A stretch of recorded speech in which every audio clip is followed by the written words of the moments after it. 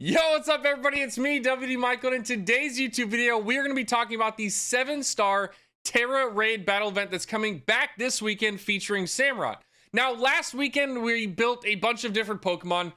We were preparing for the raid, and then ultimately, we ended up not using any of them during the entire weekend, really. I might have used a couple of them, like the Cloyster or the Dragalge, but for the most part, we ended up using a completely different build that wasn't even in the video.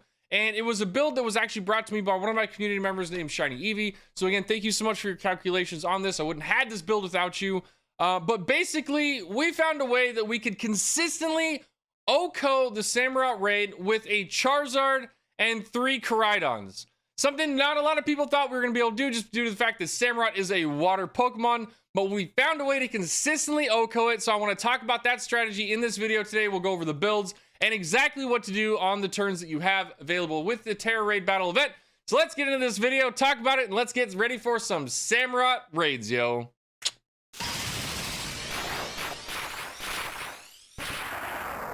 Okay, so we are going to be battling against a 7-star Samurott Raid battle event that is coming back for the second time, or actually the final time, on April 7th to the 9th. So I want to make sure that you are prepared and you're able to get your Samurott before you were unable to do so anymore. So Samurott was really a bulky Pokemon that I really thought we were just going to have a bunch of bulky Pokemon like Corviknight, Quagsire, Dragonite, Cloyster, Toxapex, Toxtrot, and just have a really bulky team that was just going to be able to outstand and outlive this Pokemon. That was not the case. We ended up using maybe like 2 of these Pokemon. I think we used like the Cloyster. I know I used one of the Dragalge builds.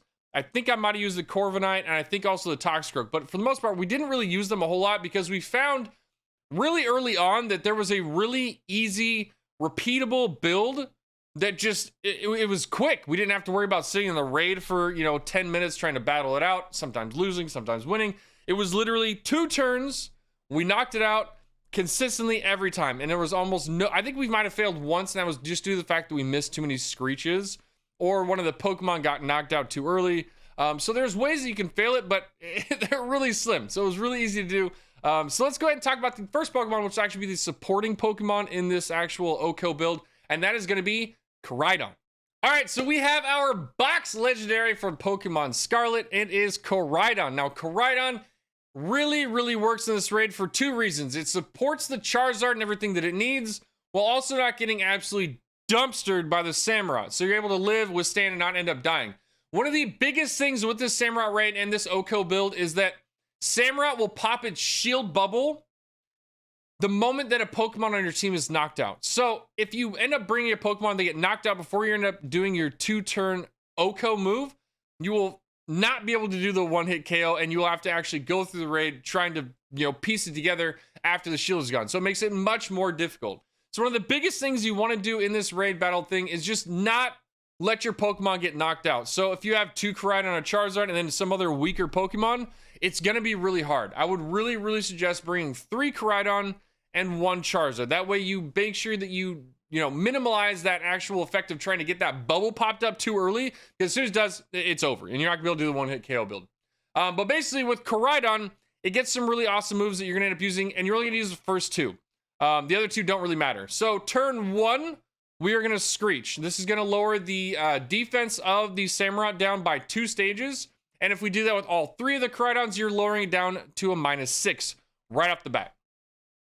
And then with that, it's also got the Orichalcum abilities, or the Orichalcum Pulse, which is basically going to set up Sun on turn 1, which is another huge thing that you need to have, which is a Sun boost for the Charizard.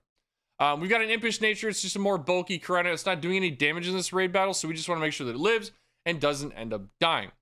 Now on your turn 2 rolls around, your Charizard's belly drummed. Now you need to do is Helping Hand the Charizard, because on turn 2, the Charizard's going to dump out its damage, and it needs all those Helping Hand boosts. Now with Koraidon, you can get all 3 of those Helping Hand boosts on the Charizard, and they stack. So that is another amazing feature.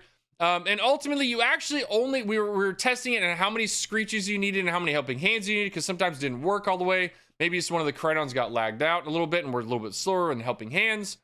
Basically, you need to have 2 Screeches and 2 Helping Hands. Those are the minimum that you need for this to end up having a turn 2 OHKO. So yeah, you're really only going to use Screech and Helping Hand. There are no other moves you'll be using on this Pokemon during the raid battle event, unless it ends up popping its shield and you have to actually battle it fully. But yeah, it's super easy. It's a lot of fun to just 2-hit KO this thing, or 1-hit KO this thing on turn 2. That is our supporting Pokemon. Now let's go talk about the actual Charizard, who is going to be our damage-dealing Pokemon for the raid. All right, and here we have him, our big old Charizard, the damage-dealing Pokemon for this one, and it is a little bit different than what you would probably expect. This is going to be a Belly Drum Flare Blitz attack-heavy Charizard build. Now, we get that Blaze ability, so we're going to get absolutely massive fire damage. We turn 1, we Belly Drum, so we get +6 attack on the Charizard. So basically, in turn 1, if everything goes correctly, the Samurott is a -6 defense, and the Charizard is a +6 attack stat, which is a massive swing towards the damage that you're going to be doing towards this Pokemon. We do have the Water Berry. I forget the actual name of it. I can't say it. I'm not going to lie. It starts with a P. We got the Water Berry, so basically, if the Charizard does end up getting hit with the Water attack, it is cut in half. Consistently found out on turn 1, you're generally just going to get a Belly Drum off. You get to half HP. And then whatever, I think it was end up using Night Slash pretty much every single time. The Night Slash will only take you down a little bit of HP and you will live every single time. We never ended up having a turn where we Belly Drummed and then the Charizard got knocked out on turn 1. It just never ended up happening with this build. So that was really nice to have. You want to get that Adamant Nature so you get that extra boost into your attack stat. This Charizard is going to be a 252 HP, 252 attack because you want every bit of attack stat so you can one-shot this Pokemon.